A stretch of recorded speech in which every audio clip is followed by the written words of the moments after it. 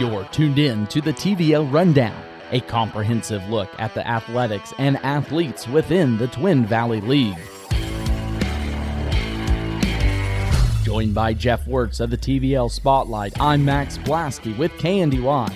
The TVL Rundown is a service of the Citizens National Bank in Greenleaf and Bruna Implement. Another reason to make the Citizens National Bank your bank. With the century of experience, you know you can count on us for convenient banking and personal service for people you know and trust.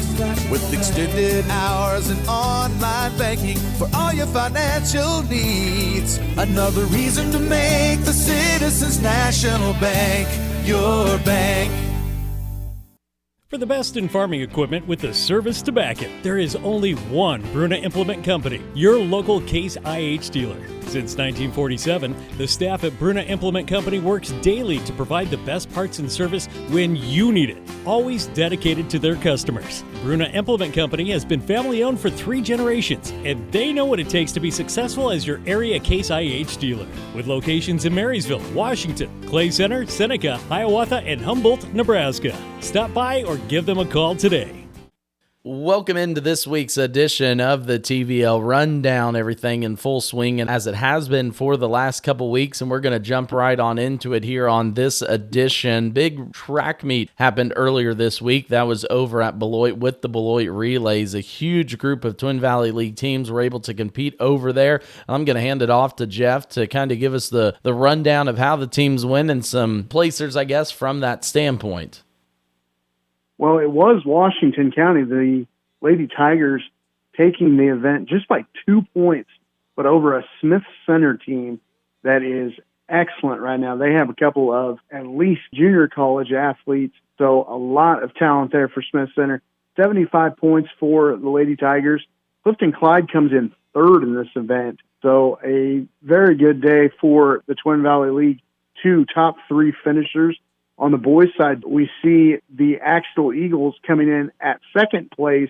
They finished with 74 points. Clifton Clyde in 5th and Washington County in 6th. So a very good day for the TVL. And again, Axtell getting a little bit outclassed, a little bit outscored there by Smith Center. The boys' class just as good for the Smith Center team. But again, Axtell with a second place finish.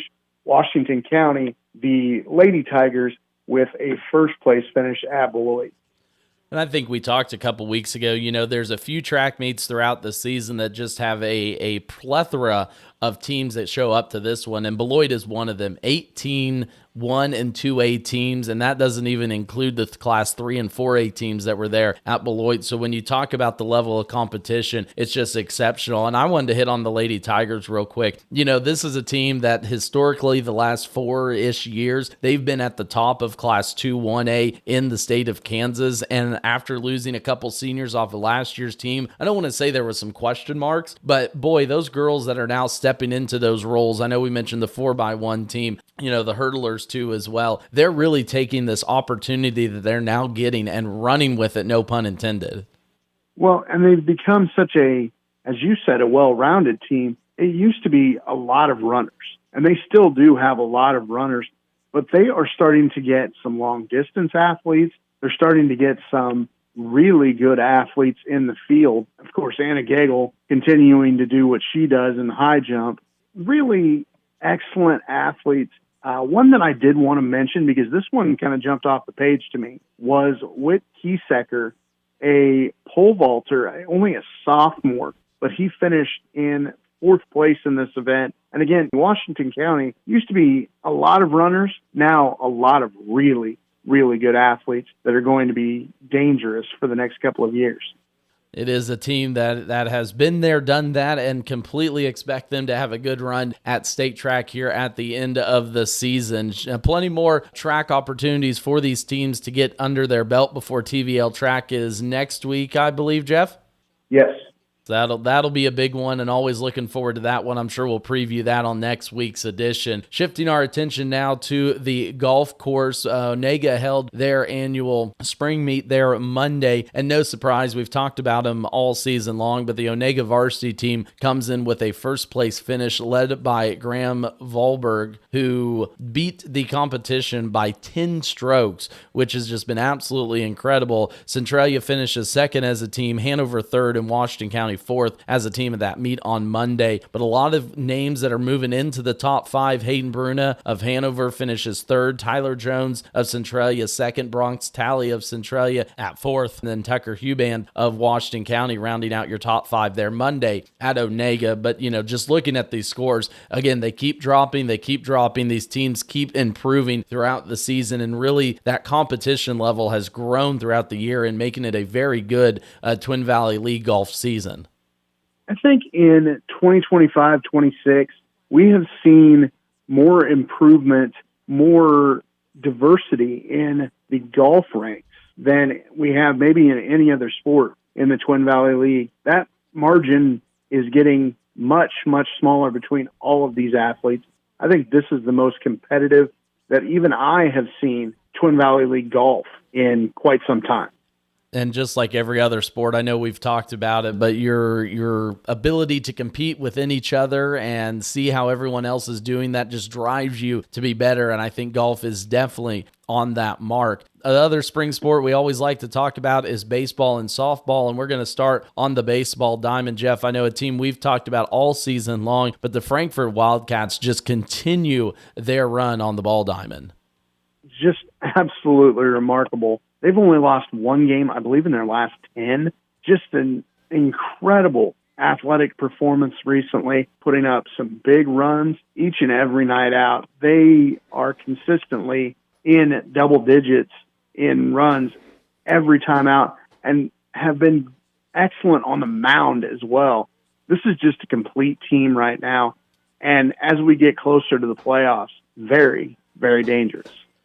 And it's a young team, too. We all know what Wes Anderson has done in his high school sports career, but when you look at the lineup, I had a chance to see them firsthand last week. Henry Ketter, Eli Ketter, Landon Schreiner, Peyton Adams. You just run through the list of names that this team is going to bring back next year, and this experience is oh so invaluable for these kids, and they're going to get their postseason started off next Thursday as well. All the baseball teams around, so quickly wanted to take a peek at how the standings are looking as of this week. Right now, Frankfort is the 2 seed in Region 1. They would be hosting St. Mary's next Thursday. Donovan West is the 6th seed. They would be hosting McLeod. And then down on the line, Valley Heights would be at Jackson Heights and Onega down at Bennington. And again, those postseasons start next week. But I'm going to stay with Frankfort. Keisha changed up the way that they're doing postseason this year. They will be in the same regional bracket as Rossville as long as all these standings stay current at this current time. They fell to Rossville in last year's regional championship. 2 years ago, they fell to Mission Valley, but those three teams once again this season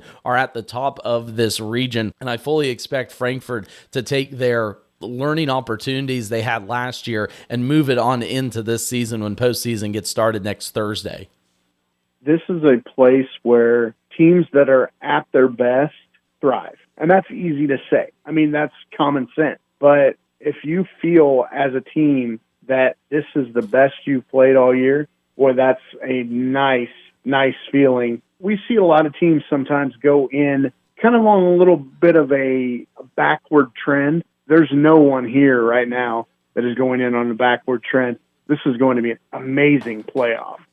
It's going to be great on the boys' side and girls' side, too, as well, as they're going to get their postseason started next Thursday, too, as well. Just looking at the Class 1A, 2A, Region 1 in there. Onega right now, your 3 seed at 16-5 on down the line. Valley Heights, 7-13, and then Donovan West at 4-16. Centralia in that mix, too, as well, playing some really good softball. And I feel like those two teams, I'm going to say Onega and Centralia, they've just been kind of on that same level as the Frankfort boys, really dominating competition as of late and maybe playing their best ball here at the end of the season, hopefully trying to hit that hot streak going into postseason. That's all you've got to do. You have to be on some sort of a streak, may be a difficult word, but a forward trend is always the perfect way to go in. If you feel like you're going forward, then that's a very good thing. And of course, all season long, we've highlighted teams and we've highlighted individual athletes that have made a difference in the Twin Valley League. But Keisha announced this past weekend their league sportsmanship recipient. And for the Twin Valley League, it was Washington County that was named the recipient of the Keisha Sportsmanship Award. And me and Jeff were talking a little bit off air. You know, this award goes out to more of the school and maybe the district and how everyone is conveyed from that standpoint. But there's a lot of schools that deserve this award, but kudos off and hats off to Washington County for taking home this award this year.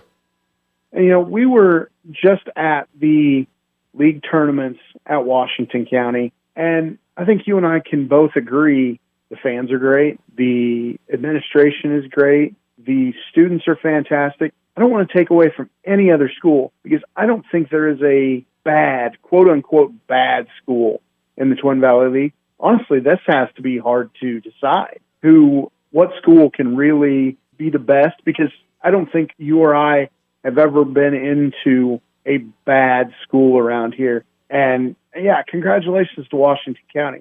As I said, we were just at that tournament, and it was one of the easiest weeks that I think I've dealt with in a long time. And I think, you know, that term sportsmanship, I don't want to say it gets lost throughout the season, but sportsmanship is such a huge aspect of what makes high school sports. And not only for Washington County to receive this league recipient award, but I know throughout the years I've seen many of the state sportsmanship awards go to Twin Valley League teams when they're either at football or volleyball or basketball. And I think, again, it just goes to show the level of sportsmanship, the level of kids, and the level of fans that the Twin Valley League has throughout the season. I couldn't agree more. That takes the words right out of my mouth. We live in a great area with great people, and this award just exemplifies that. And when Jeff says the word great, we're going to have a lot more great high school sports coverage coming up on next week's edition of The Rundown. Like we mentioned, postseason baseball is going to get started next week. We're going to have Twin Valley League track. We're going to have Twin Valley League golf, as it's hard to believe the spring sports schedule is coming to an end, just like this edition of The Rundown. We thank you all for tuning in this week, and hopefully we'll see you back next week for another edition of the TVL Rundown. You've been tuned in to the TVL Rundown, a comprehensive look at the athletics and athletes within the Twin Valley League. Joined by Jeff Wurtz of the TVL Spotlight, I'm Max Blaske with KNDY. The TVL Rundown is a service of the Citizens National Bank in Greenleaf and Bruna Implement.